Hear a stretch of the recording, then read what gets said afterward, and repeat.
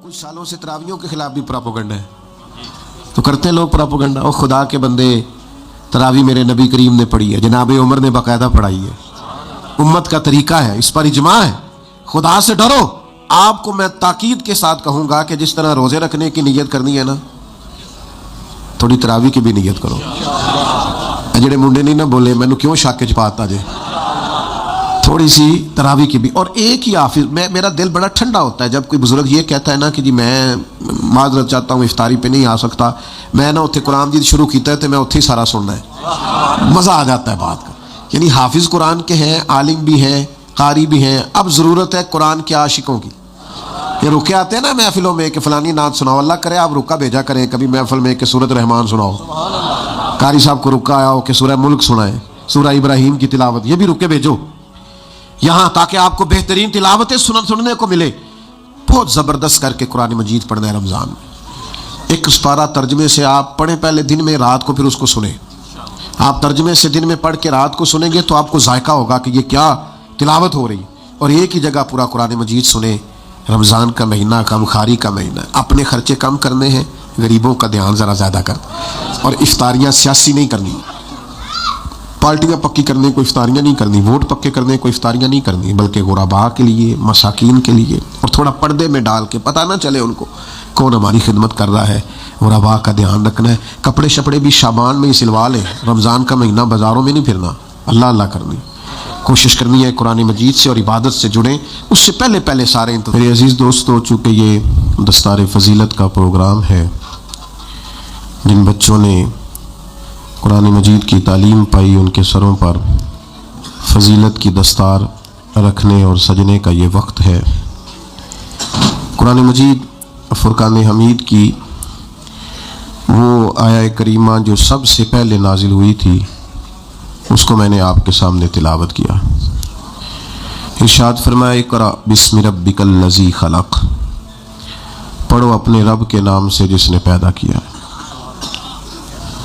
दौर जहलियत पर जब हम नज़र डालते हैं तो उस दौर के बेशुमार मसाइल थे। सबसे बड़ा मसला अकायद का था। लोग कुफ्र में, शिरक में मुब्तला थे। दर्जनों बीसियों बुतों की माज़अल्लाह इबादत करते थे। फिर उसके बाद बहुत बड़ा मसला इंसानियत की तज़लील का था। ग़ुलामों के साथ उनका जुल्म जबर, औरतों को और उनके हुकूक को इस कदर ज़्यादा उनका इस्तेहसाल किया जाना, ये दौरे जहलियत के सारे मसाइल थे। घुटन इतनी ज़्यादा थी, परेशानी इतनी ज़्यादा थी कि हर मसला, हर उन्वान ये चाहता था कि फौरी तौर पर उसका हल किया जाए। जो ग़ुलामी की चक्की में पिसते हुए जुल्म सह रहे थे, वो भी चाहते थे कि जुल्म व जबर से उन्हें आज़ाद कराया जाए। छोटी बात नहीं है बच्चियों को ज़िंदा दफन कर देना, बहुत बड़ी तकलीफ़, बहुत बड़ी आजमाइश। सिसकती हुई इंसानियत, बिलखते रोते तड़पते लोग। लेकिन आप बनज़र गायत मुताला करें, इस माहौल के अंदर सैकड़ों साल बीत गए, आसमान का ज़मीन से कोई राब्ता नहीं हुआ। सदियों के बाद जो पहली वही गारे हिरा में आई, उसको गौर से देखें तो ना बज़ाहिर उसमें तौहीद की बात है, ना बज़ाहिर उसके अंदर औरतों के हुकूक की बात है, ना बज़ाहिर उसके अंदर ग़ुलामों, मिस्कीनों और यतीमों के हुकूक की बात है। ये सारे तड़प रहे हैं, सिसक रहे हैं। लेकिन जो पहली वही नाजिल होती है वो क्या है? वो ये है कि इक़रा, पढ़ो पढ़ो। माना क्या है कि ये जितने भी मसाइल हैं ना, वो मसला अकीदे का हो, वो मसला अमल का हो, वो मसला औरतों के हुकूक का हो, वो मसला गरीबों मिस्कीनों से उसने सलूक का हो, इन सब मसाइल का हल ये है कि पढ़ो, तालीम हासिल करो। तालीम जब आ जाती है तो फिर बहुत सारी बदअकीदगियाँ दूर हो जाती हैं। तालीम जब आ जाती है तो इंसान को शऊर आ जाता है। जब उसे इल्म हासिल हो जाता है तो फिर उसकी जहन की सतह बड़ी बुलंद हो जाती, फिर उसका शऊर जो होता है वो बड़ा ताज़ा हो जाता है। किताब व सुन्नत की तालीम इंसान को मुज़य्यन कर देती। बाज़ औक़ात इस तरह होता है कि کہ کسی ایک کمرے میں اندھیرا بہت زیادہ ہو تو وہاں بہت سارے موذی جانور جمع ہو جاتے ہیں، یعنی سانپ بھی آ گیا، بچھو بھی آ گیا، چھپکلیاں بھی آ گئیں، کھٹمل بھی آ گئے۔ اب اگر اس اندھیرے میں آپ ان سب جانوروں کو مارنا چاہیں تو چونکہ اندھیرا بہت زیادہ ہے آپ مار نہیں سکتے، ہو سکتا ہے وہ آپ کو تکلیف دیں، ڈس لیں۔ آپ کسی ایک کو مارنے کی کوشش کریں، دوسرا آپ کے ہاتھ پہ ڈنگ مار دے، تو اب بہت سارے جانور جمع ہیں اور سبھی موذی جانوروں کو تلف کرنا ضروری ہے۔ تو اب آپ اندھیرے میں اگر ان کو ماریں گے تو ٹامک ٹونجا ہی ماریں گے، وہ مریں گے نہیں۔ اس کا سب سے بہترین حال یہ ہے کہ آپ اس کمرے میں اجالا کر دیں، آپ لائٹ آن کریں، وہ خود بخود بھاگ جائیں گے سارے۔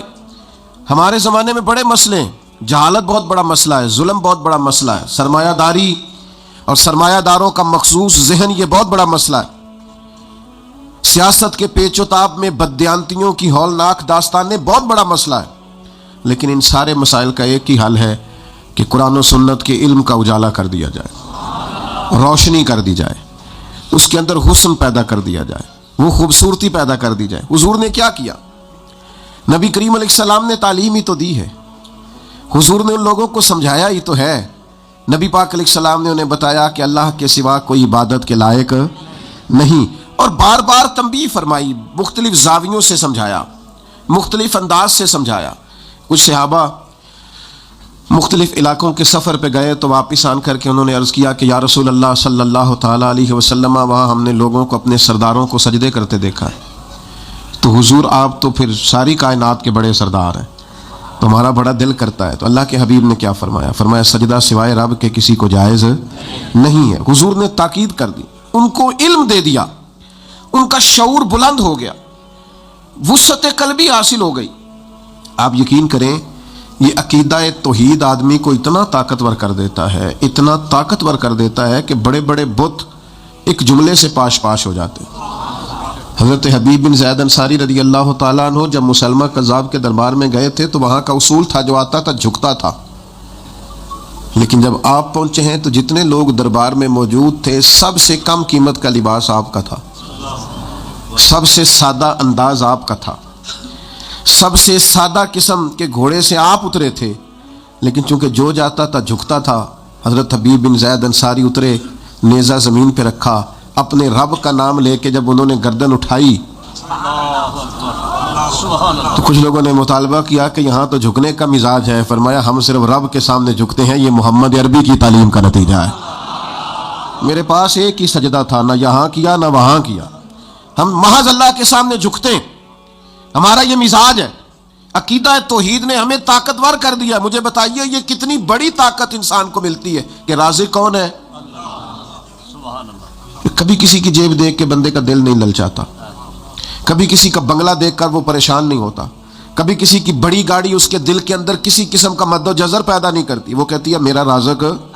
یہ تعلیم طاقتور کر دیتی ہے بندے کو، یہ شعور کے رازق اللہ ہے، یہ مضبوط کر دیتی ہے، لوگ بلند ہو جاتے ہیں، سوچیں بڑی ہو جاتی، وہ دولت حاصل کرنے کا کوئی ناجائز رستہ اختیار نہیں کرتے، وہ حصول مال کے لیے کوئی غلط راہ اختیار نہیں کرتے، وہ کہتے ہیں مجھے دینے والا میرا۔ ہارون رشید آ رہا تھا حج کر کے، تو حضرت بہلول دانا رحمۃ اللہ علیہ ایک چھوٹے سے پہاڑ پر ٹیلے پر بیٹھے تھے، تو ہارون رشید آ رہا تھا، اونٹنی پہ بیٹھا تھا، تو دائیں بائیں لوگ تھے نعرے لگا رہے تھے۔ تو ظاہر ہے کہ یہ جو نعرے شعرے ہوتے ہیں یہ تسکین نفس کا باعث بھی بنتے ہیں، کئی دفعہ اللہ محفوظ فرمائے۔ یہ پروٹوکول کسی وقت بندہ محسوس کرتا ہے کہ دیکھا میری کتنی شان ہے، یہ بڑا نقصان کرتے ہیں، روحانی طور پر بڑے مضر ہوتے ہیں ان کے اثرات۔ تو بادشاہ جو تھا نا وہ ہلکا ہلکا مسکرا رہا تھا، دائیں بائیں نعرے لگ رہے تھے نا حج کر کے آیا ہے۔ تو اچانک بادشاہ کی نظر پڑی تو حضرت بہلول دانا پہاڑ کے ٹیلے پہ بیٹھے مسکرا رہے ہیں، اور بعض مسکراہٹیں بڑی معنی خیز ہوتی ہیں، یعنی وہ نرا لوگ مسکراتے نہیں، اس میں بڑے بڑے مفاہیم پوشیدہ ہوتے ہیں، اس سے بڑا کچھ چھلکتا ہے۔ تو ہارون رشید کی نظر پڑی تو حیران ہو گیا، سارا کچھ چھوڑ چھاڑ کے تو حضرت بہلول دانا کی خدمت میں گیا، جا کے عرض کرنے لگا حضور آپ کا ہنسنا بڑا انوکھا ہے، آپ ہنس کیوں رہے ہیں؟ آپ کی توجہ ہے میری بات پر؟ آپ کیوں ہنس رہے ہیں؟ تو حضرت بہلول دانا ہنسے اور کہنے لگے ہنس رہا ہوں تیرے خوش ہونے پر کہ یہ جو تیرے لوگ نعرے لگا رہے ہیں نا، یہ تجھ سے پہلے کسی اور کے بھی لگاتے تھے، اور تیرے بعد انہوں نے کسی اور کے بھی لگانے ہیں، تو کہاں خوش ہو رہا ہے؟ یہ کچھ لوگ ایسے ہوتے ہیں جن کی کوئی پارٹی نہیں ہوتی، وہی پارٹی ہوتی ہے ان کی جس کی حکومت ہوتی ہے، تو یہ اس پارٹی کے ممبر ہیں، تو میرے بھائی بڑا مسکرا رہا ہے، خوش ہو رہا ہے، یہ کل کسی اور کے نعرے لگاتے تھے اور تیرے بعد کسی اور کے نعرے لگائیں گے، یہ تو کس بات پہ راضی؟ کس تسکین نفس پہ تو مطمئن ہے؟ تو چوٹ لگی، ہارون رشید چپ کر گیا۔ پھر بادشاہ تھا نا، بادشاہوں کی گفتگو ایسی ہوتی ہے، کہنے لگا حضرت سنا ہے آپ مقروض ہیں، تو کوئی حکم ہوا تو مجھے بتائیے گا۔ تو حضرت بہلول دانا بڑے غصے سے ہارون رشید سے پوچھنے لگے تیرا رب کون ہے؟ اللہ کرے آپ کو سمجھ آئے میں کیا کہہ رہا ہوں۔ تیرا رب کون ہے؟ کہا اللہ۔ تو فرمایا میرا کون ہے؟ اللہ اکبر۔ اس نے کہا حضور آپ کا بھی اللہ۔ تو فرمانے لگے ہارون رشید یہ تو نہیں نہ ہو سکتا کہ رب ہارون رشید کو دیتا جائے اور بہلول دانا کو بھول ہی جائے۔ یہ عقیدہ میرا بڑا مضبوط ہے، میرا رب جب چاہے گا نا وَيَرْزُقْهُ مِنْ حَيْثُ لَا يَحْتَسِبُ، وہ وہاں سے دے دے گا جہاں سے کبھی گمان بھی نہیں گیا ہوگا، لہٰذا تو جا، مجھے تیری ضرورت نہیں ہے۔ بھائی عقیدہ توحید کا علم اور یقین یہ طاقتور کر دیتا۔ آج کل لوگ بڑا ڈرتے ہیں پر لوگوں سے، لوگ بڑا گھبراتے ہیں پر لوگوں سے، لوگ بڑا شرماتے ہیں پر ایک لفظ ہے جس نے جینا لوگوں کا مشکل کر دیا، وہ لفظ ہے، وہ جملہ ہے لوگ کیا کہیں گے۔